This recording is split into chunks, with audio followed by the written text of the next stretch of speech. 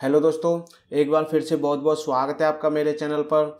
तो दोस्तों, आज की इस वीडियो में हम सीखने वाले हैं कि टैली प्राइम में स्टॉक आइटम कैसे क्रिएट किया जाता है। और दोस्तों, आज हम ये भी सीखेंगे कि स्टॉक ग्रुप कैसे टैली प्राइम में हम बनाते हैं। और आज मैं आपको एक नहीं बल्कि दो दो कैटेगरी के स्टॉक आइटम यहाँ पे क्रिएट करके दिखाने वाला हूँ। तो कहीं मत जाइए, बने रहिए मेरे साथ इस वीडियो में एंड तक। और अगर वीडियो आपको पसंद आए तो लाइक कर देना, चैनल को भी सब्सक्राइब कर देना। तो दोस्तों, सबसे पहले आप अपनी टैली प्राइम को ओपन कर लेना। ओपन करने के बाद आपको क्रिएट का ऑप्शन सबसे ऊपर दिख जाएगा, इस पे चले जाना। इस पे जाने के बाद स्टॉक आइटम पे आ जाना। स्टॉक आइटम पे आने के बाद आप स्टॉक आइटम क्रिएशन की डिस्प्ले पे आ जाएंगे। तो यहाँ पे सबसे पहले नाम आपको अपने आइटम का डालना है जो भी आप क्रिएट करना चाहते हैं। मैं आपको पहला आइटम यहाँ पे मोबाइल का क्रिएट करके दिखाऊंगा और उसके बाद में दूसरा आइटम क्रिएट करूंगा। तो सबसे पहले मैं यहाँ पे सैमसंग गैलेक्सी के नाम से एक आइटम क्रिएट कर देता हूँ। सैमसंग गैलेक्सी टाइप कर दिया। उसके बाद एलाइस पे आ जाओगे। एलाइस का मतलब होता है उपनाम। तो उपनाम आपको डालने की ज़रूरत नहीं है, अगर आप डालना चाहते हैं तो डाल सकते हैं। मैं इसको एंटर कर देता हूँ। एंटर करने के बाद आप डिस्क्रिप्शन पे आ जाओगे। अगर आप डिस्क्रिप्शन डालना चाहते हो तो यहाँ पे डाल सकते हो। डिस्क्रिप्शन का फ़ायदा ये होगा कि जब भी आप पर्टिकुलर आइटम, जो भी आप आइटम क्रिएट कर रहे हैं, उसकी सेल या परचेज अगर करते हो तो डिस्क्रिप्शन ऑलरेडी वहाँ पे आ जाए करेगी, आपको बार बार डालने की ज़रूरत नहीं पड़ेगी। तो मैं यहाँ पे सैमसंग मोबाइल करके डिस्क्रिप्शन डाल देता हूँ। उसके बाद मैं आपको डिस्क्रिप्शन का फ़ायदा भी बताऊँगा लास्ट में, तो वो भी देखते हुए जाना। इसके बाद मैं एंटर करता हूँ। एक बार एंटर और करने के बाद अंडर पे आप आ जाओगे। अंडर में आपको प्राइमरी रखना है तो आप प्राइमरी रख सकते हैं। और अगर आप यहाँ पे ग्रुप क्रिएट करना चाहते हैं तो ग्रुप भी क्रिएट कर सकते हैं। ग्रुप का आपको यहाँ पे ये फ़ायदा होगा कि आप मोबाइल से रिलेटेड या आप जो भी आइटम बना रहे हैं उससे रिलेटेड एक ग्रुप में सारे आइटम रख सकते हैं। और जब भी आप समरी रिपोर्ट देखेंगे स्टॉक आइटम की तो आपको आसानी होगी। आप फटाफट से सीधे ग्रुप में जाएंगे और वहाँ पे सारे आइटम आपको दिख जाएंगे। आपको एक एक आइटम सर्च करने की वहाँ पे ज़रूरत नहीं पड़ेगी। तो मैं आपको ग्रुप बना के दिखा देता हूँ कि कैसे बनाते हैं। तो प्राइमरी के ऊपर आपको क्रिएट का ऑप्शन दिख जाएगा, तो आप इसको एंटर कर देना। इसके बाद स्टॉक ग्रुप क्रिएशन की डिस्प्ले आ जाएगी। इसमें आप अपने ग्रुप का नाम दे देना।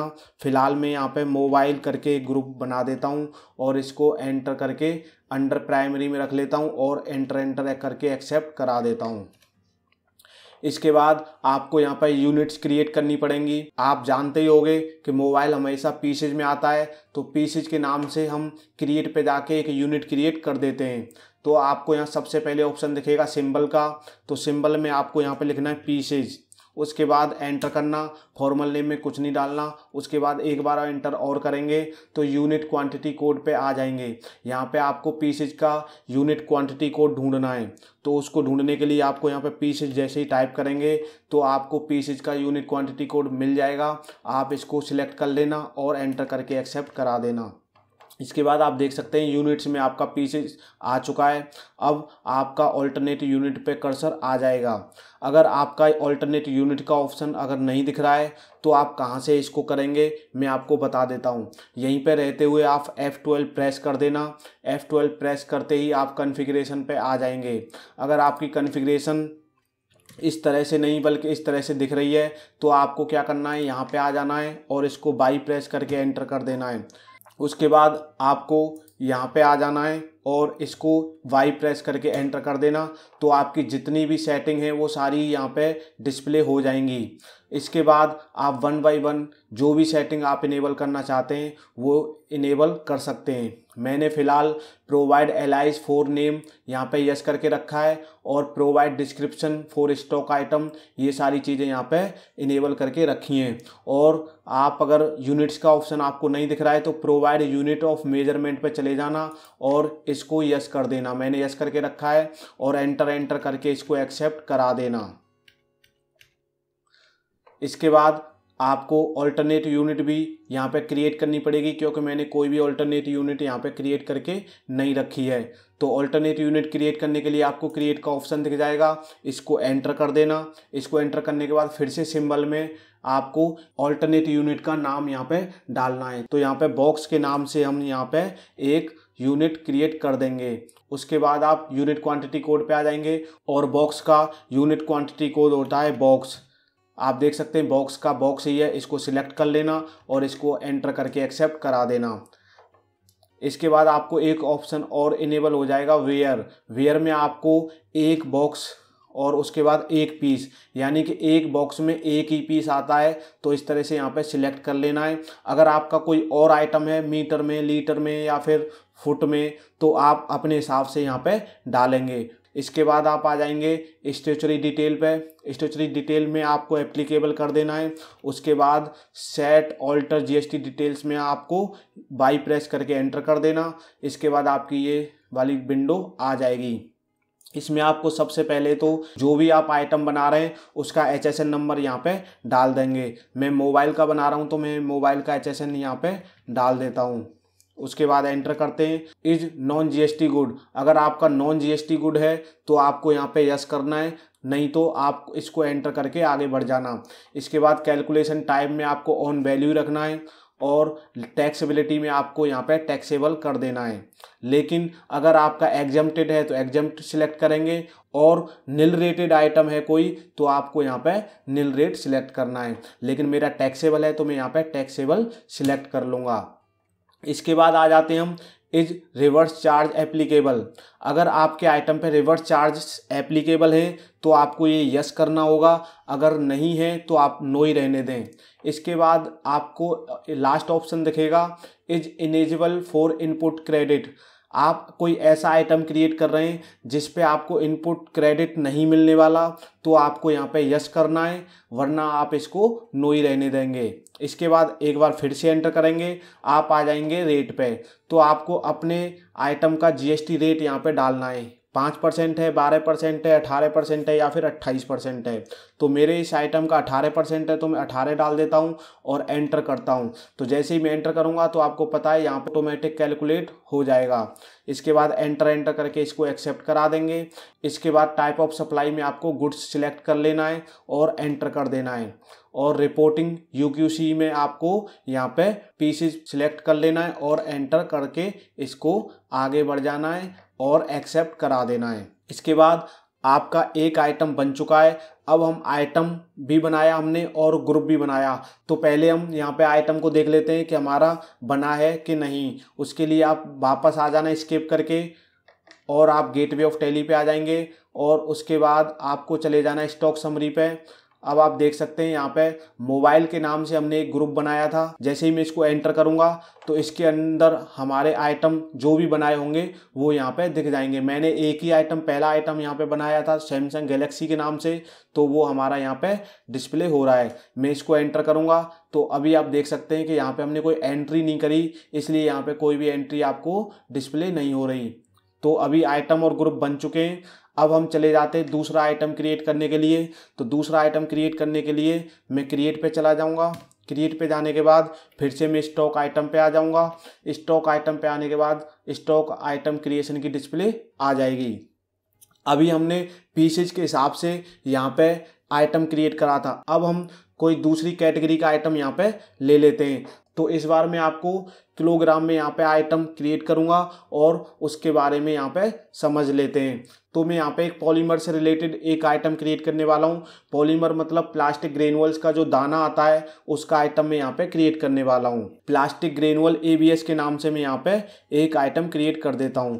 प्लास्टिक ग्रेनुअल, या मैं दाना लिख देता हूँ प्लास्टिक दाना ABS, इस तरह से लिख देता हूँ और इसको एंटर कर देता हूँ। एलाइस में कुछ नहीं करना, एंटर कर देना और यहाँ पे डिस्क्रिप्शन भी डाल सकते हैं। तो मैं डिस्क्रिप्शन डाल देता हूँ यहाँ पे ABS और उसके बाद मैं आगे बढ़ जाता हूँ और अंडर में फिर से हम यहाँ पे एक ग्रुप और बना के देख लेते हैं ताकि आपको क्लियरिटी आ जाए।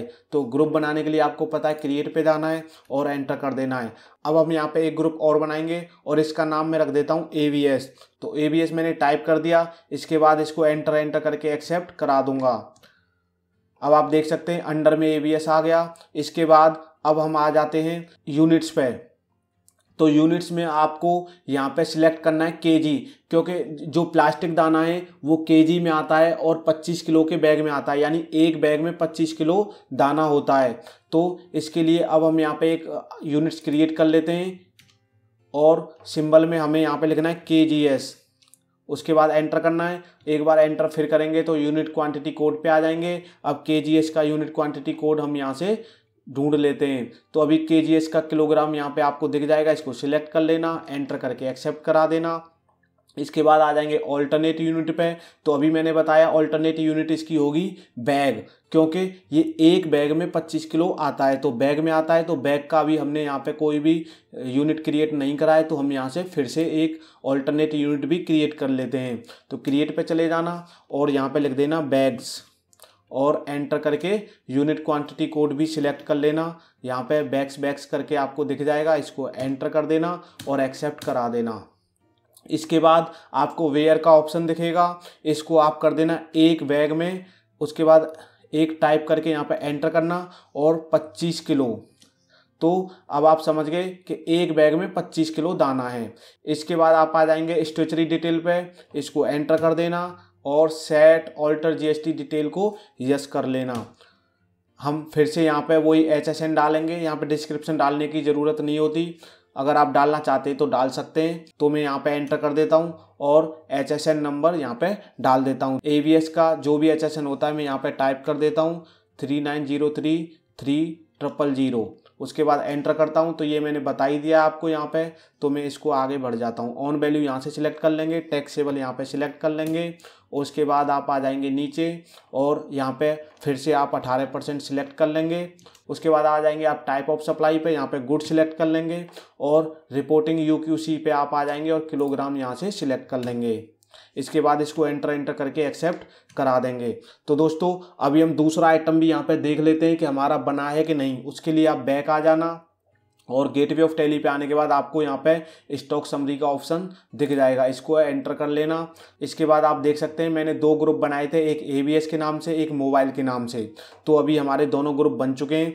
अभी हम देख लेते हैं ABS में जाके कि हमने क्या आइटम वहाँ पे बनाया है। तो जैसे ही मैं एंटर करता हूँ तो आप देखेंगे प्लास्टिक दाना ABS के नाम से जो मैंने आइटम बनाया था वो यहाँ पे बन चुका है।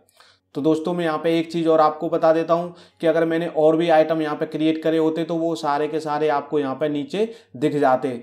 मैंने एक ही आइटम क्रिएट करा था तो आपको यहाँ पे एक ही आइटम दिख रहा है। तो इस तरह से आप आइटम, ग्रुप और यूनिट्स यहाँ पे क्रिएट कर सकते हैं। अभी मैं आपको बता देता हूँ कि डिस्क्रिप्शन का क्या फ़ायदा होता है। जो मैंने डिस्क्रिप्शन वहाँ पे डाली थी स्टॉक आइटम क्रिएट करते टाइम, तो वो उसका मैं आपको फ़ायदा यहाँ पे बता देता हूँ। तो मैं आपको एक सेल करके यहाँ पे दिखा देता हूँ।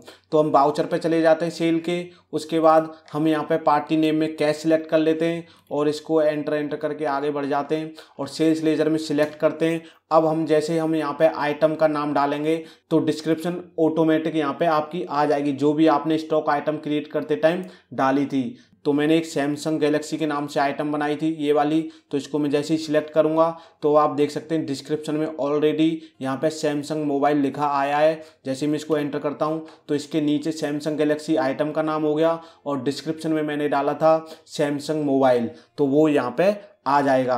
तो इसका ये फ़ायदा है, यहाँ पे आप जो भी डाल देते वो आपका हमेशा जब भी आप इसकी सेल परचेज करेंगे तो आपके आइटम के नीचे इस तरह से आ जाएगा। तो आपको इस तरह से कुछ अगर डिस्क्रिप्शन में लिखना है तो वो आप यहाँ पे लिख सकते हैं। तो दोस्तों इस वीडियो में मैंने आपको बताया था कि स्टॉक आइटम कैसे क्रिएट करते हैं, ग्रुप कैसे बनाते हैं और सेटिंग के बारे में भी बताया था। आप सेटिंग को इनेबल या डिसेबल कर सकते हैं। तो दोस्तों इस वीडियो में इतना ही था। अगर आपको ये वीडियो पसंद आई है तो लाइक कर देना और चैनल को भी सब्सक्राइब कर देना। तो मिलते हैं ऐसी किसी नई वीडियो में नई जानकारी के साथ। तब तक के लिए आप सभी अपना बहुत बहुत ख्याल रखें।